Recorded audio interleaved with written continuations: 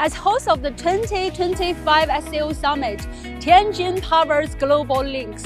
From Eurasia's real networks to new cooperation, join me to see how it works.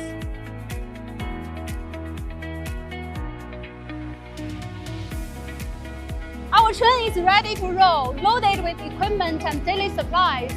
We are covering 7,800 kilometers across Eurasia, passing through Mongolia, Russia, and beyond.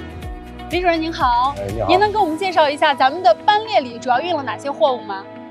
现在咱这运营这个中欧亚班列呢，主要的货物品类是汽车配件、整车，还有一些工业机械，包括这个天津地区生产的一些日用品，包括天津的一些家电。近年来，咱们的这个班列的运行频次有没有哪些变化？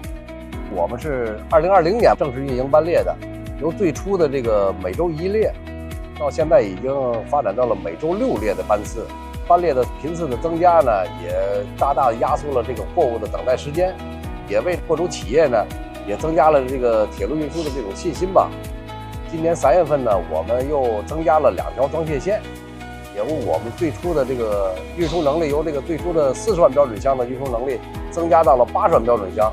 将来会有更多的中欧亚班列会从这个中继站发出去。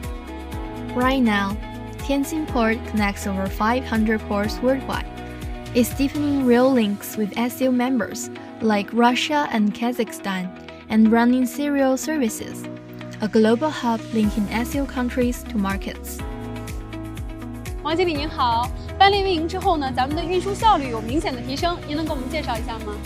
班列开行前，货物从天津发运，往往需要绕行其他城市，会经其他城市中转连城，整体的运输距离长，运输成本高，关务操作呢也相对较为复杂。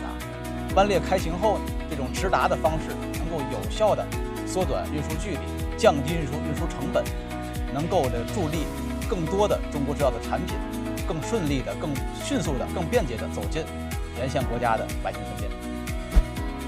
From camel bells to trains, here in Tianjin, we are linking SAO countries by rail, bridging distances, deepening bonds, moving forward the Belt and Road.